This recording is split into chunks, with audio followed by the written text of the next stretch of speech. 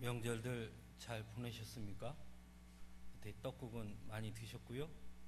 네, 오늘 명절 그 다음이라 그런지 이렇게 고향을 찾아오신 분들이 예배에 좀 참여하신 분들이 계신 것 같습니다. 주일날 잘 뵙지 못했던 분들이 보여서 꼭 마치 선 보러 가는 그분으로 떨리는 마음으로 예배를 드리게 되는 것 같습니다. 오늘 우리가 읽은 이 마태복음 5장 말씀은 흔히 팔복이라고 불리는 말씀입니다. 특별히 마태복음 5장에서 7장은 흔히 우리가 산상수훈이다 이렇게 말들을 합니다.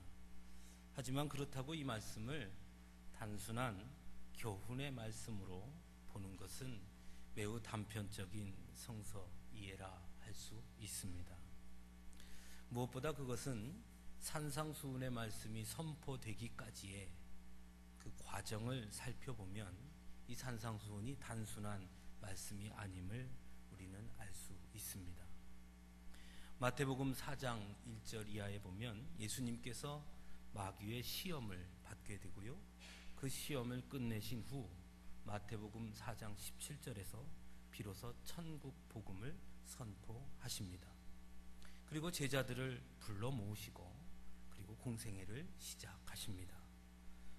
마태복음 4장 23절에서는 예수님의 사역에 대해서 크게 세 가지로 증거하고 있는데, 가르치고 천국 복음을 전파하며 모든 병과 악한 것을 고치시는 사역이었음을 증거하고 있습니다. 그리고 나서 예수님께서 처음으로 입을 열어 가르치신 그 가르침의 첫 번째가 바로 산상수훈인 것입니다. 그러므로 이 산상수훈의 말씀을 잘 이해하고자 한다면, 그 안에 들어있는 참 의미를 깨닫고자 한다면 무엇보다 그 말씀의 대상이 누구인지, 또한 그 내용을 이해함에 있어서도 조금 전에 말씀드린 것처럼 예수님의 세 가지 사역의 틀 속에서 과연 이 말씀을 어떻게 바라보아야 하는지 접근할 때 우리는 이 산상수훈의 말씀을 더 잘 이해할 수 있다고 할 수 있습니다. 먼저 이 산상수훈의 말씀을 듣는 대상들을 살펴보면 마태복음에서는 그들이 예수님의 부름을 받은 제자들이었고, 또 함께 선포하신 그 천국 복음을 듣고 따라온 자들임을 분명하게 증거하고 있습니다. 그러므로 산상수훈은 그저 대부분의 모든 사람들에게 주신 말씀이라기보다는 하나님의 부르심을 입은 자들, 또 예수님께서 선포하신 천국 복음을 듣고 그 복음을 따라 모인 자들에게 주신 말씀이라는 것입니다. 그런 의미에서 이 산상수훈의 말씀은 요즘같이 세상으로부터 손가락질 당하고 있는 이 땅의 그리스도인들과 한국 교회에 더더욱 깊이 되새겨야 할 말씀이라 할 수 있는 것입니다. 산상수훈의 말씀의 시작이 그리고 바로 우리가 오늘 함께 읽은 팔복의 말씀입니다. 따라서 흔히 팔복이라고 일컫는 오늘의 말씀 또한 부르심을 입은 자들에게 주신 말씀이고, 그러므로 단순한 세상 속에서의 기복의 문제나 단순한 윤리적 교훈으로 이해해서는 안 된다라는 것입니다. 그것은 팔복의 내용을 깊이 들여가서 살펴보면 더더욱 분명하게 알 수 있습니다. 오늘 본문에서 예수님께서 말씀하시는 복 있는 사람들이라는 것은 모두가 세상의 기준과 가치로 보면 결코 복이 있다 말할 수 없는 상황에 처한 사람들이기 때문입니다. 그럼에도 불구하고 예수님은 오히려 그런 그들이 복이 있다라고 말씀하고 있습니다. 그런 면에서 팔복은 어떻게 보면 세상의 가치적으로 보면, 세상의 논리로 보면 매우 모순적이라 할 수 있습니다. 그리고 이러한 모순 때문에 팔복에 대해 쉽게 오해하기도 합니다. 즉 팔복의 말씀을 매우 피상적인 것으로 이해하거나 또는 윤리적 가치, 도덕적 교훈 등 관념적으로 이해하여 우리의 현실과는 관계없는 말씀으로 여길 때가 많이 있다는 있다는 것입니다. 하지만 앞에서 제가 말씀드렸듯이 팔복의 말씀은 부르심을 받은 자들에게 주시는 말씀이라고 한다면 이 말씀은 단순한 윤리적 교훈이나 관념이 아닌 부르심을 받은 자들의 삶의 기준과 방식, 그리고 그 부르심에 합당한 삶의 모습이 어떠해야 하는가에 대해 말씀하고 있다고 할 수 있는 것입니다. 그렇기 때문에 팔복에서 약속하신 천국, 위로, 기업, 배부름, 긍휼히 여김, 하나님을 보는 것, 하나님의 아들이라 일컬음을 받는 것 등은 모두 하나님의 부르심을 받은 자들에게 주시는 하나님의 축복의 약속이고, 그 약속을 누리기 위해 부르심을 받은 자들이 살아야 할 모습이 바로 심령이 가난한 자, 애통하는 자, 온유한 자, 의에 줄이고 목마른 자, 긍휼히 여기는 자, 마음이 청결한 자, 화평하게 하는 자, 의를 위하여 박해를 받은 자의 삶이 되어야 함을 말씀하고 있다는 것입니다. 이러한 것은 하나님께서 약속하신 팔복의 내용에 관해서 예수님께서 말씀하신 그 형식을 봐도 분명하게 알 수 있습니다. 즉 팔복의 말씀이 이미 받은 복에 관한 말씀은 현재형 동사를 사용해서 표현하고 있고, 또 장차 받게 될 복에 관한 말씀은 미래형 동사를 사용해서 나누어서 표현하고 있다는 것입니다. 먼저 팔복의 첫 번째와 여덟 번째에 해당하는 3절과 10절에 심령이 가난한 자는 복이 있나니 천국이 그들의 것이며 라는 말씀과 의를 위하여 박해를 받은 자는 복이 있나니 천국이 그들의 것이며 라고 말씀하신 부분은 곧 천국이 그들의 것이며 라는 그 말씀은 미래형 동사가 아닌 현재형 동사를 사용함으로써 천국이 장차 그들의 것이 될 것이다가 아니라 천국이 이미 지금 그들의 것이다 라고 말씀하고 있는 것입니다.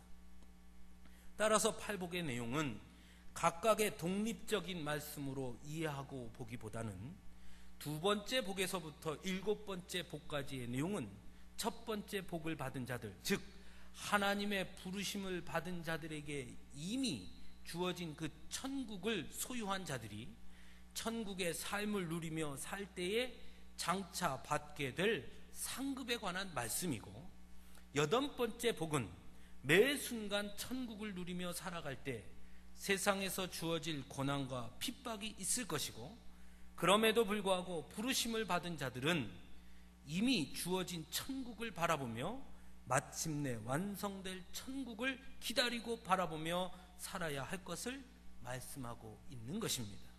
따라서 팔복의 중심은 결국 천국, 곧 하나님의 나라의 복음인 것입니다.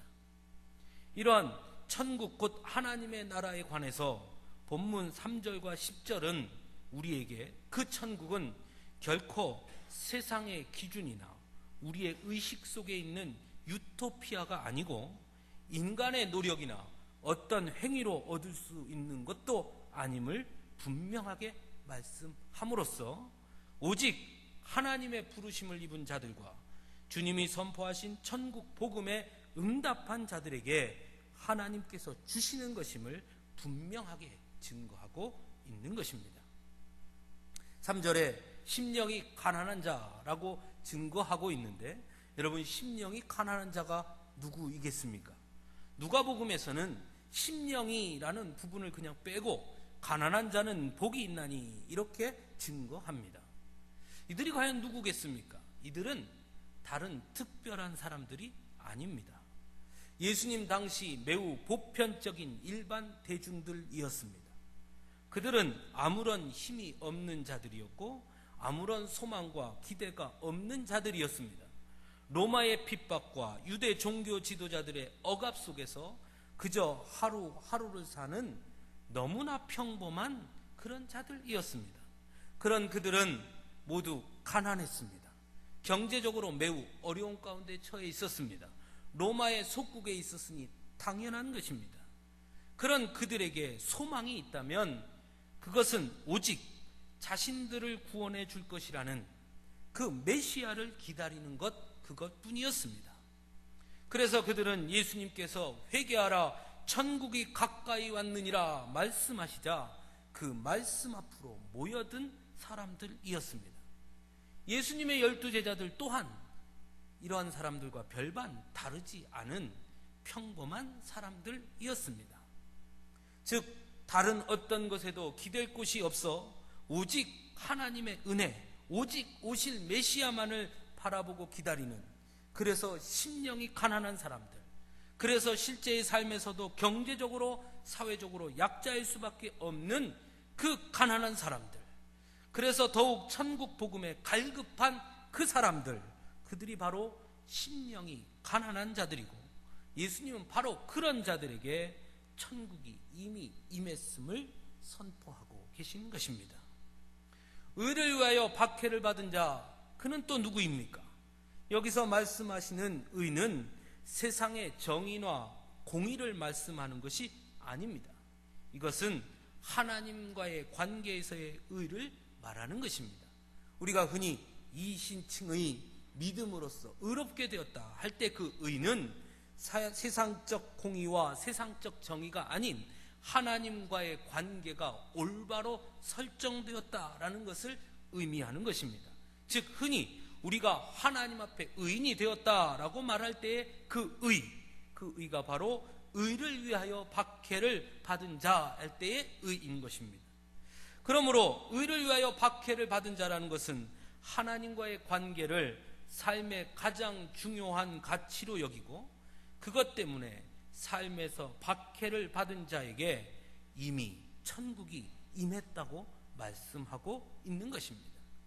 즉 예수님의 부름을 따라 모든 것을 내버리고 주를 따른 제자들이 바로 의를 위하여 박해를 받은 자들이고, 예수님께서 선포하신 복음을 따라 주님을 따라온 그들이 바로 의를 위하여 박해를 받은 자들인 것입니다.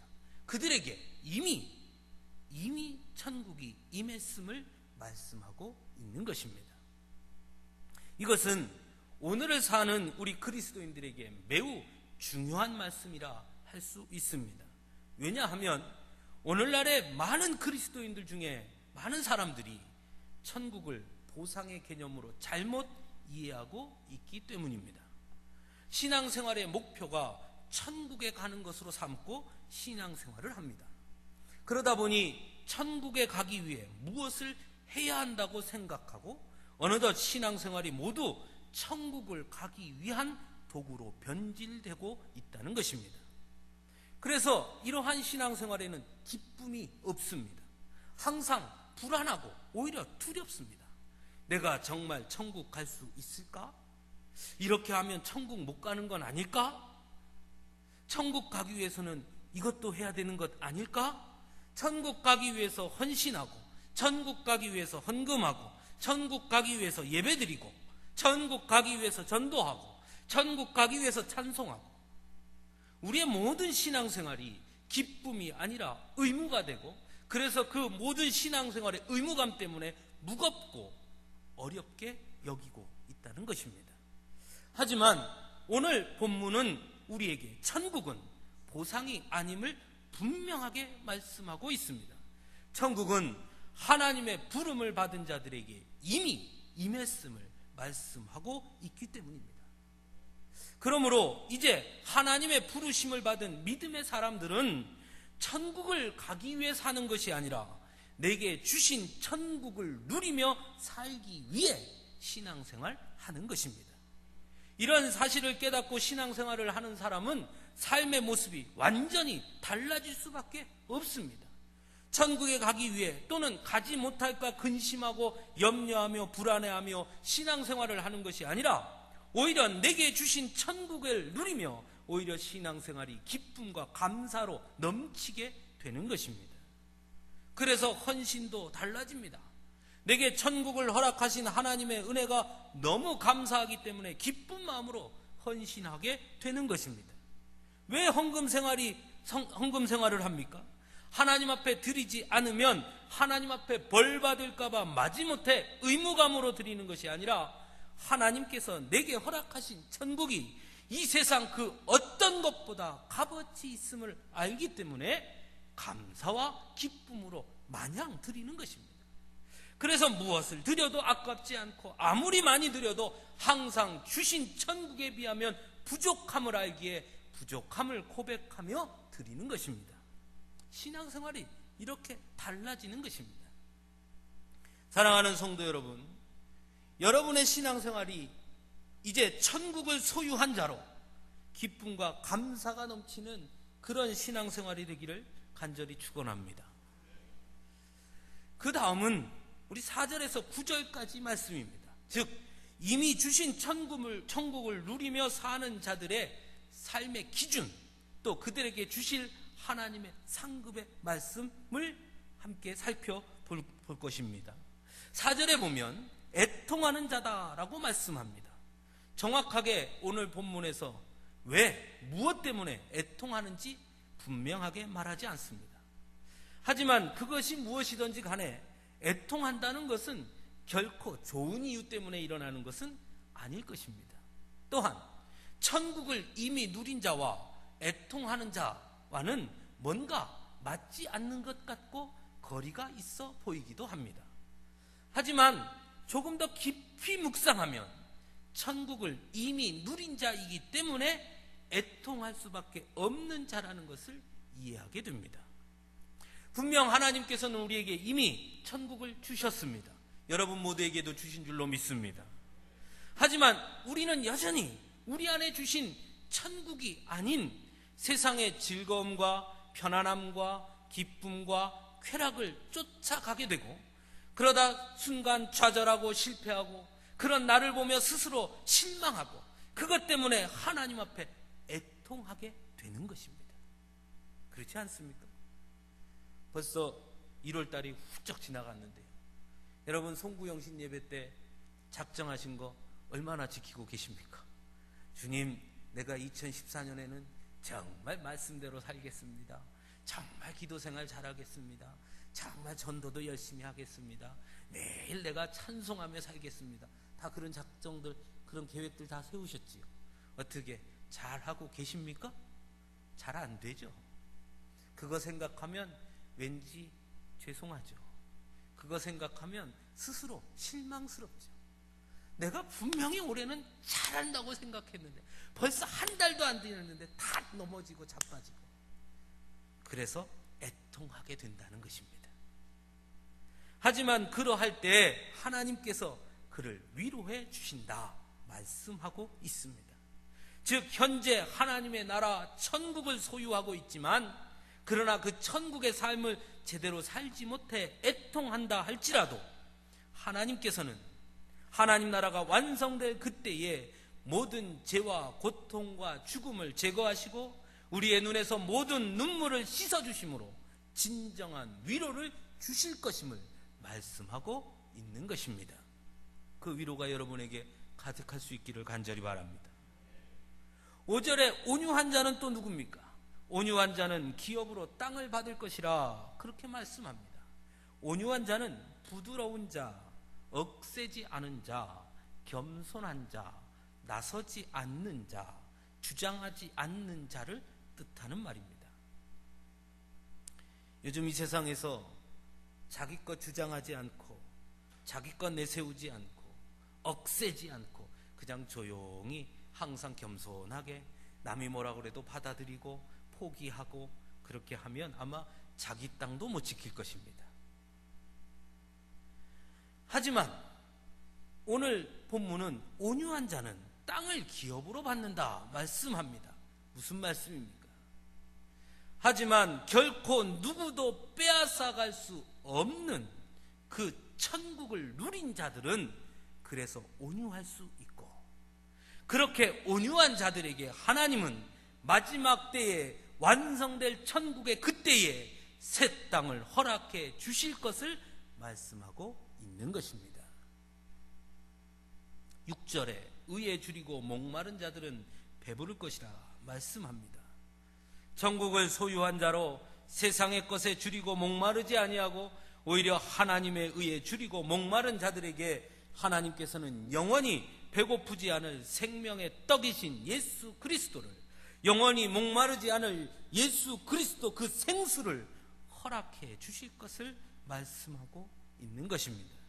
예수님은 공생의 기간 동안 제자들과 예수님을 따르던 자들에게 그것이 무엇을 의미하는지 분명하게 보여주셨습니다. 7절에 긍휼히 여기는 자는 긍휼히 여김을 받을 것이라 말씀합니다.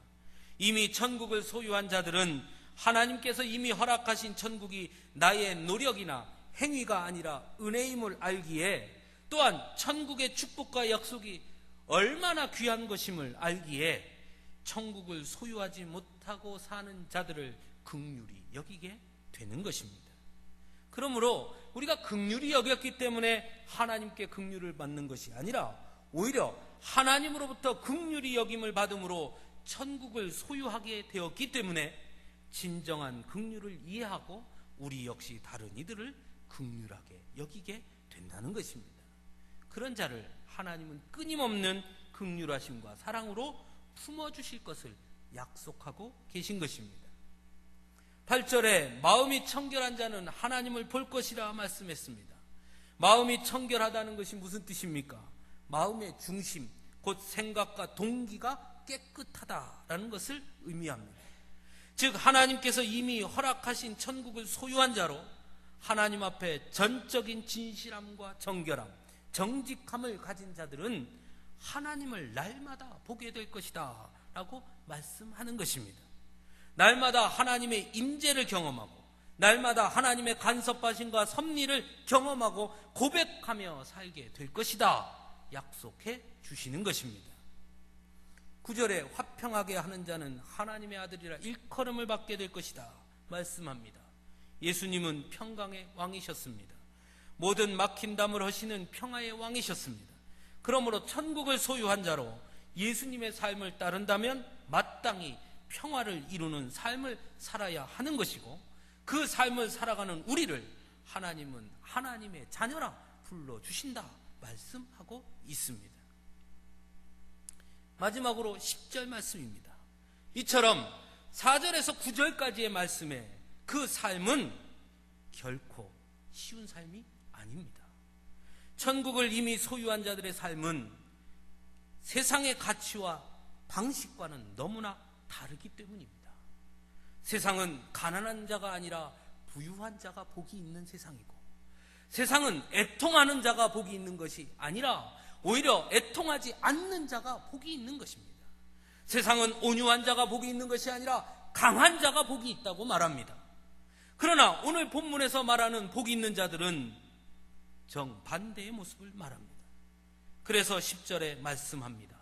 그 의를 위하여 박해를 받은 자.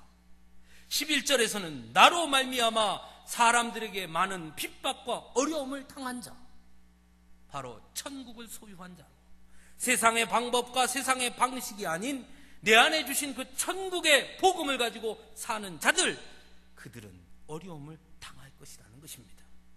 세상에서의 고난과 핍박, 박해와 어려움이 올 것이라는 것입니다. 하지만 그런 그들에게도 여전히 복이 있나니, 왜냐하면 그들에게 허락하신 천국은 결코 빼앗길 수 없기 때문이다 말씀하고 있습니다. 그래서 오히려 기뻐하고 즐거워하라 그렇게 말씀합니다. 더군다나 여기서 기뻐하고 즐거워하라 하는 말씀은 현재 명령형을 사용하고 있습니다. 뒤에 따라오는 하늘에서 너희의 상이 큼이라 하는 그 약속이 곧 지금 현재 기뻐하고 즐거워해야 하는 이유라는 것을 말씀하고 있는 것입니다. 세상에 고난이 있고, 세상에 핍박이 있고, 세상에 박해가 있고, 천국을 소유한 자로 살아가는 그 방식이 세상과 부딪혀서 그 일로 인해 힘들고 어렵다 할지라도 하늘에 큰 상이 있음을 안다면, 천국의 복음이 내 안에 있음을 안다면 기뻐하고 즐거워하라 그렇게 말씀하고 있는 것입니다. 사랑하는 성도 여러분, 기뻐하고 즐거워하십시오. 그래서 우리가 기뻐하고 즐거워해야 합니다. 거꾸로 얘기하면 여러분, 기쁨이 없고 즐거움이 없다는 것은 곧 하늘의 상이 크다는 것을 모르기 때문입니다.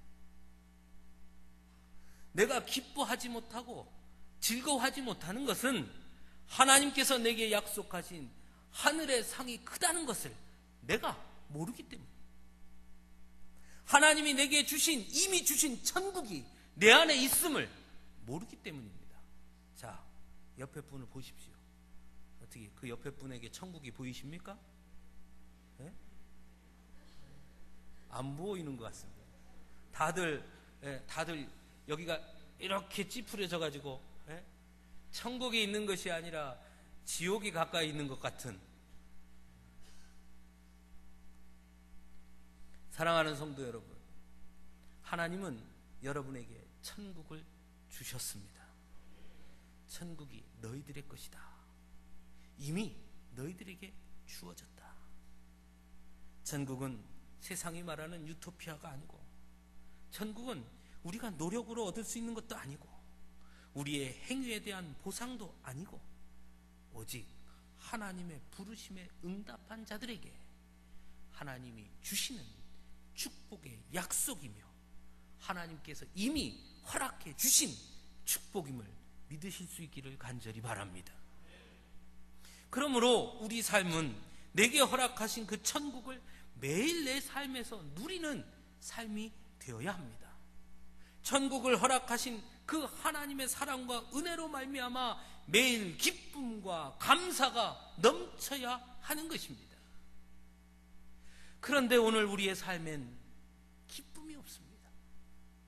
그런데 우리의 삶엔 감사가 사라졌습니다. 우리의 삶의 목적이 천국이 아니라 어느 순간 세상의 것이 되는 순간 우리는 기쁨을 잃었고 감사를 잃었습니다. 어떤 분이 이런 글을 쓴 것을 봤습니다. 불편함을 느낀다는 것은 편한 것이 얼마나 좋은 것인 것을 알기 때문에 불편함을 느낀다. 그런데 오늘날 많은 사람들은 너무 편안함에 익숙해져 있다 보니 편안함이 주는 감사를 잃어버렸다. 생각해보면 참 맞는 말인 것 같습니다. 왜 우리가 감사하지 못할까요? 우리가 왜 기뻐하지 못할까요? 왜 하나님이 우리에게 주신 축복을, 하나님이 우리에게 주신 세상의 가장 좋은 그 복을 우리는 누리지 못할까요? 그것은 그 주신 복이 얼마나 귀한지를 모르고 자꾸 더 작은 세상의 것을 바라보기 때문입니다. 자꾸 아파트 평수가 보이고, 자꾸 더 큰 자동차가 보이고, 자꾸 더 많은 연봉이 보이고, 그런 사람은 결코 감사할 수가 없습니다. 집이 없이 살다가 자기 집을 얻으면 그 집이 조그만 오막살이 단칸방이라도 기쁩니다. 그지요? 그런데 그 기쁨이 얼마 못 갑니다. 왜요? 옆에 집을 보는 순간 기쁨이 사라집니다. 어메, 저 집은 화장실이 2개네. 그 순간 기쁨을 잃어버립니다. 처음 자동차를 샀을 때는 얼마나 좋은지 모릅니다. 그런데 조금 지나면 내 차가 왜 그렇게 부족해 보이는지, 밖에 나가니까 왜 저렇게 좋은 차는 많고 왜 그렇게 멋들어진 차는 많은지, 그 순간 내 차에 대한 감사보다 에이 이놈의 똥차 이렇게 바뀝니다. 결국 우리의 감사와 기쁨은 대부분 세상 것과 비교해서 비교 우위에서 얻으려고 하기 때문에 우리의 감사와 기쁨이 사라지는 것입니다. 하지만 오늘 본문을 통해 하나님께서는 우리에게 말씀해 주십니다. 야, 너희들은 복이 있다. 너희들은 세상이 줄 수 없는 가장 큰 복을 누린 자들이다. 왜 그걸 모르고 사냐? 아무리 이 땅의 것이 아무리 좋다 한들 천국만 하겠느냐? 아무리 이 땅의 상이 아무리 크다 한들 하늘에서 내가 너희에게 준비한 상만큼 크겠느냐? 아무리 이 땅의 삶이 편안한다 한들 내가 너희에게 준 평안만 하겠느냐? 아무리 이 땅에서 즐겁고 기쁘다 한들 천국을 누리며 사는 삶보다 기쁘고 즐겁겠느냐? 너희에게 복이 있다. 천국이 이미 너희의 것이다. 사랑하는 성도 여러분, 바라기는 이 자리에 있는 우리 모두가 하나님께서 이미 허락하신 그 천국을 매 순간순간 누리며 살 수 있기를 간절히 바랍니다. 세상에 도전과 방해가 있다 할지라도 무너지지 마시고, 비록 힘겹고 고통스러운 현실에 문제가 있다 하더라도 그것을 바라보지 말고 이미 내게 주신 그 천국, 영원한 천국을 바라보며 기쁨과 즐거움으로 살아갈 수 있기를 간절히 바랍니다. 내게 허락해 주실 하늘의 상이 크다는 것을 굳게 믿고 오히려 감사하며 기뻐함으로 힘있고 당당하게 세상 가운데 천국을 소유한 자로 승리하는 여러분들이 되기를 간절히 축원합니다. 기도하겠습니다. 사랑의 주님, 참으로 놀랍습니다. 하나님 내게 천국을 주셨다니요. 이렇게 부족하고 이렇게 연약하고 이렇게 아둔한 자들인데 하나님 우리에게 천국을 주셨다니요.